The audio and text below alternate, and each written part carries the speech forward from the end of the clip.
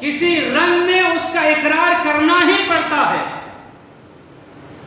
ہاں تو میں یہ کہہ رہا تھا کہ فرعونی جب عذاب الہی سیلاب میں گر گئے تو انہیں خدا یاد آیا اور کسی طرح کوشش کر کے حضرت موسیٰ علیہ السلام کی خدمت میں حاضر ہوئے اور کہنے لگے، کیا کہنے لگے؟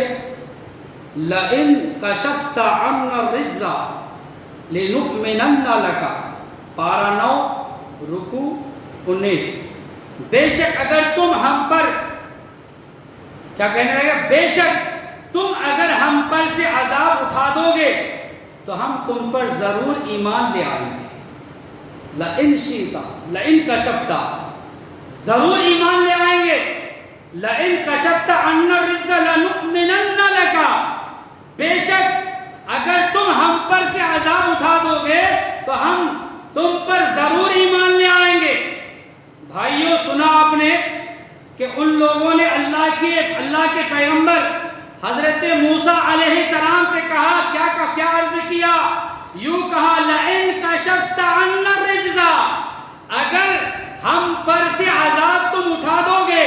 گویا ان فرعونیوں کو بھی یہ یقین تھا کہ اللہ کا پیغمبر اگر چاہے تو عذاب ہم سے اٹھا سکتا ہے۔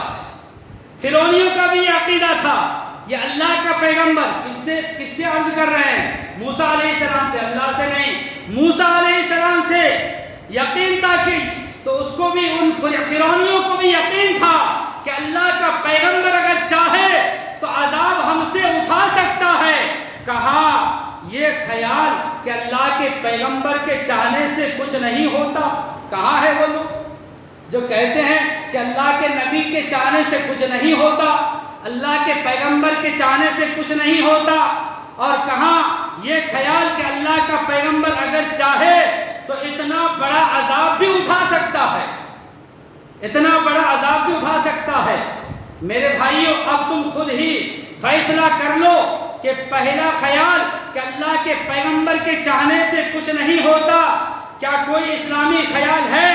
ایسے خیال والوں سے تو وہی اچھے ہیں جنہوں نے اللہ کے پیغمبر کی یہ شان سمجھی کہ یہ چاہے تو عذاب بھی اٹھا سکتا ہے، یہ چاہے پیغمبر چاہے تو عذاب بھی اٹھا سکتا ہے۔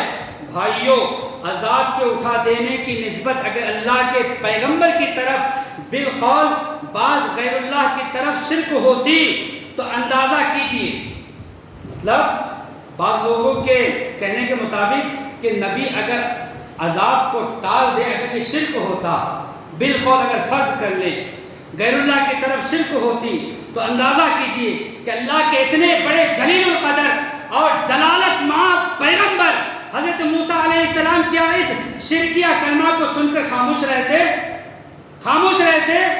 نہیں، حاشا و کلا، ہرگز نہیں، بلکہ وہ اور بھی غصہ و جلال میں آ جاتے اور یوں فرماتے کہ اے بے دینوں، تم اب کیا مجھے خدائی کاموں میں شریک قرار دینے لگے ہو؟ جاؤ، دور ہو جاؤ، تم اس لائق نہیں ہو کہ تم پر سے عذاب اٹھایا جائے۔ ایسا کہا حضرت موسیٰ علیہ السلام نے؟ نہیں، بلکہ تم اس لائق ہو کہ تمہیں اور بھی زیادہ سزا دی جائے۔ نہیں کہا حضرات ایسا نہیں ہوا، بلکہ جب انہوں نے یہ عرض کیا تو حضرت موسیٰ علیہ السلام نے فرمایا، اچھا جب تم یہ وعدہ کرتے ہو کہ میں اگر تم پر سے عذاب اٹھا لوں تو تم ایمان لے آؤ گے تو لو میں دعا کرتا ہوں۔ چنانچہ حضرت موسیٰ علیہ السلام نے دعا کی تو خدا تعالیٰ فرماتا ہے فَلَمَّا كَشَفْنَا عَنْهُمُ الرِّجْزَ إِلَىٰ أَجَلٍ هُمْ بَالِغُوهُ إِذَا هُمْ يَنْكُثُونَ۔ پارہ 9 رکوع 6۔ پھر جب ہم نے ان سے عذاب اٹھا لیا ایک مدت کے لیے جس تک انہیں پہنچتا ہے جب ہی وہ پھر جاتے۔ مفسرین کرام علیہم الرحمہ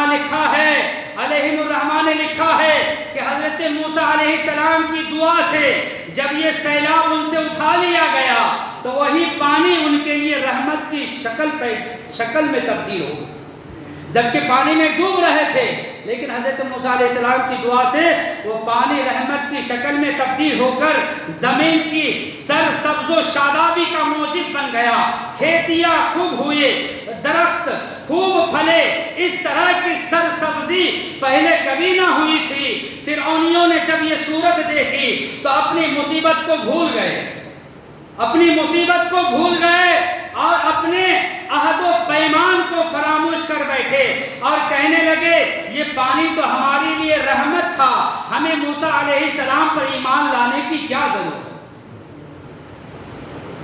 تو دوستو اور بزرگوں، جب مصیبت ٹل جاتا ہے تو انسان پھر خدا کو بھول جاتا ہے۔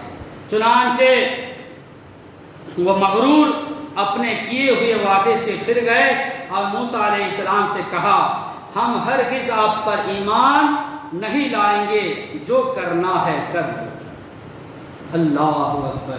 میرے پیارے اسلامی بھائیوں، انسان جب مصیبت میں ہوتا ہے خدا یاد آتا ہے، جب مصیبت ٹل جاتا ہے خدا کو بھول جاتا ہے۔ دوستو ایسا ہرگز نہیں کرنا چاہیے۔ اللہ تبارک و تعالیٰ کو ہر حال میں یاد کریں، ہر حال میں اللہ ہی سے مدد مانگے۔ اللہ تبارک و تعالیٰ کی بارگاہ میں دعا ہے کہ اللہ تبارک و تعالیٰ اس کے پیارے حبیب صلی اللہ تعالیٰ علیہ وسلم کے صدقے ہمیں ہر حال میں اللہ ہی سے مدد مانگنے، اللہ ہی کی عبادت کرنے کی توفیق رفیق عطا فرمائے۔ وآخر دعوانا ان الحمدللہ رب العالمین۔ السلام علیکم۔ کھڑے ہو جائیے۔